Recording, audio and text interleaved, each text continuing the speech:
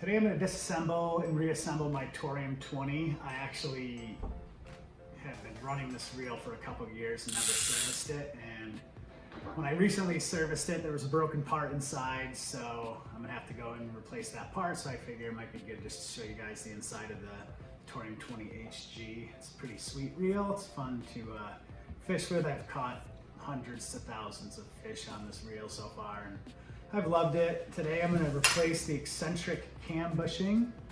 You might wonder what that is. It's actually the little bushing behind the clutch lever here. And it sort of attaches to this little spring, and I'll do that whole job. But to do it, I'm going to have to take the reel pretty much fully apart. So I figured I'd show you guys on YouTube how to do it if you're interested, and learn something along the way. This has some interesting features compared to the Torium 20, the regular one, the initial one. I'm gonna actually have to rip this apart in a video too, so if you want to watch that, I should post it at some point. So here we go. So I'm getting ready to take this reel apart, and I give some suggestions. If you need to gather your tools, you're gonna want an 11mm wrench, a Phillips head screwdriver, a flathead screwdriver, possibly a razor blade if you want to take some gears apart or just pop little things out. You don't want to bend anything. I ordered these parts from Shimano. They're only $1, but they're like $8 to ship. So if you're going to service your reels, I would suggest servicing all your reels at once and ordering all the parts in one order, because I've had to order a few little parts. And I'd over order if I were you too. And also think if you ever break a clutch lever, there's always compatible clutch levers. This piece is shared through most Shimano models, from the Trinidad to the Calcutta. And this piece is usually the same distance of that shaft on the clutch lever. If you break a clutch lever, you probably had something frozen in the reel. Fix the reel, put a new clutch lever on, you're good to go. And that's a pretty easy job if you know the reels. I'd also order parts you think you might lose, like click pins. They're $1. You know, if you're gonna make an order, you can order click pins or springs in the same order. It's a pretty good idea just to save that shipping. And there's a couple clutch levers for the regular Torium. The new Torium doesn't have a click pin, which is pretty sweet. Those who know what it is, you can watch the regular Torium video. You can see me show you what the click pin is, but they can fly out because they're on a click pin spring that likes to launch them. But we'll get going and get this installation for the Eccentric cam bushing. So you need a Phillips head screwdriver to start. And what I do is I have this little Park tool bowl, and it's magnetic, and it's pretty awesome for a job like this. But if you're not gonna take pictures or try to refer to my video to put the parts back together, I'm gonna put them in a circle, the order I take them off. Probably won't put the handle in there because I know the handle's gonna go on. But you start off and this is your lock nut screw. And this just holds your nut for your handle from spinning. But honestly, I lost this screw and had to order it for $8 because it's a $1 screw for $7 shipping. It was really bummed. So I check the screw once in a while. I wouldn't put Loctite on it because it'll probably strip when you're trying to get it off. Most Shimano screws have a Phillips head and a straight screwdriver. If your Phillips head ever feels tough, go to the straight. So I'll start with my little circle technique here. Next, 11mm for that nut. And now you're gonna start getting into some parts. There's gonna be a washer under here that was stuck to it, but if that fell, you wouldn't know where it was, so that's number 2. Stick the handle here. You got your Stardrag, that's number 3. Old Stardrags didn't have a spring. This one does, so that goes under it. And you always can pull these schematics up on Shimano.com or any sort of dealer site. I forgot the click spring and everything is housed in this little assembly that's not on the older reels or Dakotas or any of the other ones. Probably the new Trinidad has it. So this little square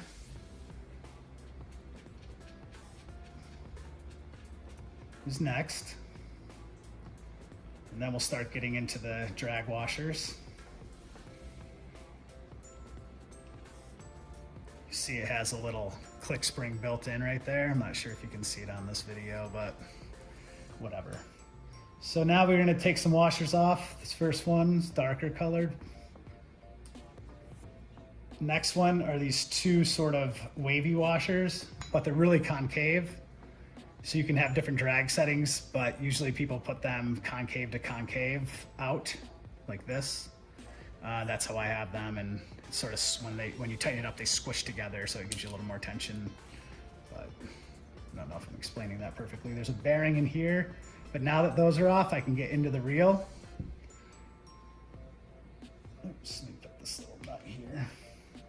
So there's 4 screws. I'm going to start with my Phillips head to see how they feel. I've recently taken this apart, so I'm not going to use a Phillips head. I'm going to use that straight screwdriver, nice even pressure. Never try to jam these. If it's not working, put some oil, some penetrating oil on it. I wouldn't use anything that's going to interfere with plastics, so maybe a light WD or something, and then even pressure is the key. Because stripping these screws, you're going to make an order.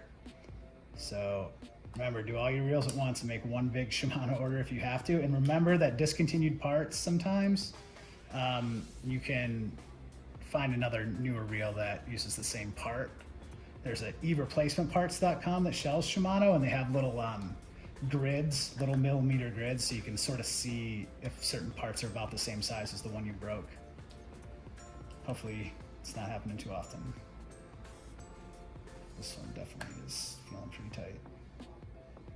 tight. Good, it's loose. Hopefully I'm not blocking everything. But there's 4 screws on this side. It's pretty much brings you to the guts of the reel after this. You don't have to take off this tensioner knob. All that does is put tensioner on this spool. You can, if you're really cleaning things out, I would take it off and possibly put a couple drops of Tri-Flow or some sort of nice oil on it.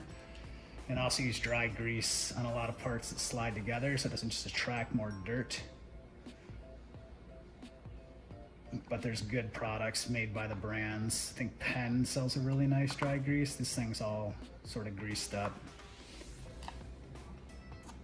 So now she can come apart. All right, I'll just show you what's inside of here really quick. And then I'm gonna fix this part. So there's my broken cam bushing. So I gotta take this drag or clutch lever screw off. I need to put the spring in and put this part back in and reassemble that. But I'll show you the parts of this reel really quick if you need to tune one up or clean one up. Oh, kick my camera here. So these 2 springs, they can get really dirty. Clean them. If one breaks or just doesn't feel right, you can order a new one. This, when you are engaging and disengaging your clutch, slides this forward. You'll see what that does. Respooling, when it's active and all the stuff's squished together, it's letting you reel up the fish or reel up your line. So you have anti-reverse is definitely different than the older ones. It's definitely a little bigger of a gear. I could pull this apart. So this is much different than the older Torium. It's a taller stack that's on here. And then there's a bunch of different washers that go in. And these all need to be clean and lubed up. I'll take them apart and show you. Let's see. So it starts off with this square. Actually, it starts off with one of these nylon sort of bushings. I'm not sure if it's really nylon. And then it goes to your square hole. Then another nylon bushing to the one that has these 2 little pegs. They go in, make sure that's what a razor is good for if you want to take these all apart. And then the one that has that locker piece, another nylon bushing, and then the one that has the tall stack here. Underneath that, this next gear right here is your anti-reverse, and that's the pull right there. Actually, it looks pretty close to the old one. Yeah, it could be the same part. No, it's not. It has a little nub down there that looks different. Oh, that's just grease. Yeah, it's probably the same part. So that's, if you ever have one that's back spinning, that little front can get chipped on that locks into this part of the gear. And if that gets chipped, you can't, it'll reverse, whatever I'm trying to say here. So I'm gonna put the stack back on. This is your main gear and drag washers in there. So we'll put that back on.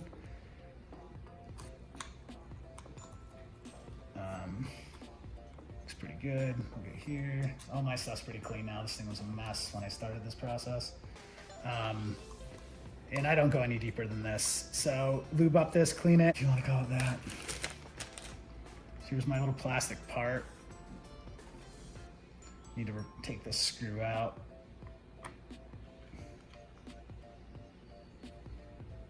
I ordered two just in case it ever breaks again, because this was just broken inside there. I knew something wasn't right when I was engaging and disengaging the clutch lever, but I wasn't positive until I took it apart.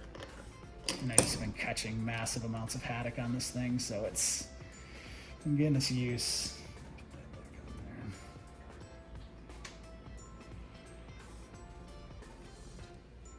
So your clutch lever slides through it. So it's got a little notch on there that sits right there. So you just have to line that up. Makes it pretty dummy proof. Then you watch me fling the spring. All right, so that part's in. You got your clutch lever. You sort of want to put that back in. Actually, clutch lever's last. We'll get this part that engages with your drag lever. It's actually that goes up. See, there's like a little down angle on that I missed. Sorry about that. So the spring goes in this direction. And then I knew it was easier than that. And then this piece comes in. We sort of use the drag lever to finish the job because it can only go through one direction. So you'll have the drag lever there and sort of push it where it needs to be.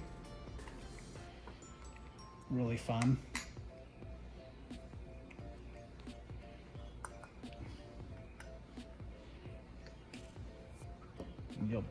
You'll know.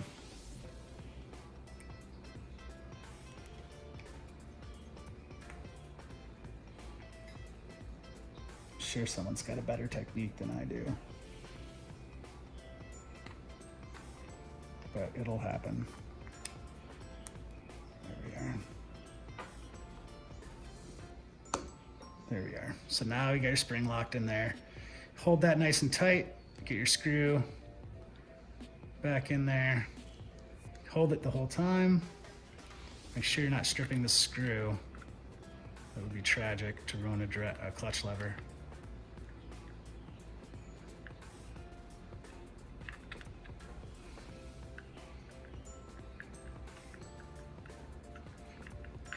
And it made that look much harder than it is, but if you have big fat fingers, it's probably gonna be harder for you. My fingers are pretty fat, but I've seen fatter. No offense. Strong hands. All right, almost there. Hooray. Nice and snappy, happy, back in business. So let me just make sure I got a nice amount of tightness on that. You never want to go over tight on anything, maybe 1 pound or 2 pounds of torque, my guesstimate. All right, things are looking good. I'll look at it, make sure all my pieces are in place. Got my spring, got my drive, everything's in place. Gonna make sure this dot lines up with that hole, which it's really not that hard to do. Pretty easy, especially if you leave it in the same position, but once you know these reels, you'll know the position, so if it's not right, push it in and flip it the other way. Alrighty, so start off and get these screws back in place.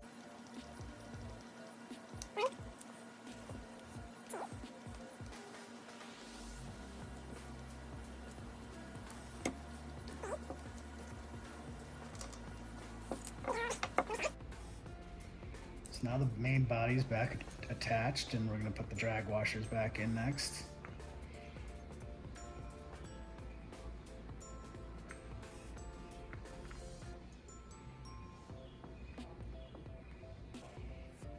Remember, I took these in the same order in the bowl. So we're gonna start off the washers. We want those two concave ends facing each other. Ooh, how would you know? You just can feel it. It's like they're going the same direction. And you can see they'll be going, if you can see, they're going the opposite direction right there. Good stuff. Put them back on. Next we have the dark washer. It's probably just because it's dirty. Maybe I'll clean it. Usually there's no dark parts.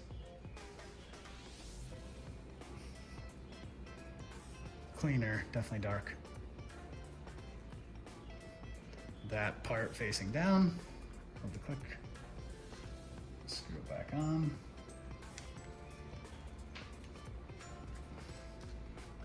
Feels like I could have lubed that a little.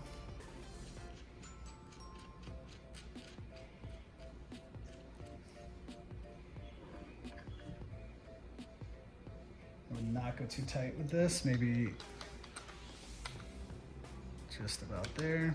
Remember, that's gonna mess with your drag if it's too tight. Actually, this is gonna integrate with it and loosen it and tighten it. That is your drag. So don't listen to me. You can just put it on hand tight and finish it with the star. I'm just learning this reel.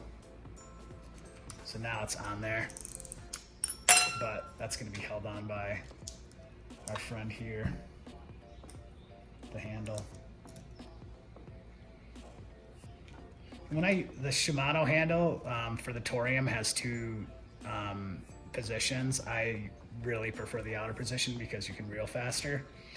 If you're bottom fishing or doing any of the bait fishing, I like to have that thing come up as fast as possible. I definitely tighten the drag down and then do my handle. So at least your handle's in a tighter position. If anybody feels like that's the wrong way, let me know. Use my correct tool here. The handle can only be tightened to a certain tightness, so you find out where it's pretty tight, and then you put your little locker on here and see if you went too tight or too loose. I gotta go a little tighter to have it line up. Now it's lined up. Put the spring on. Put the last screw on.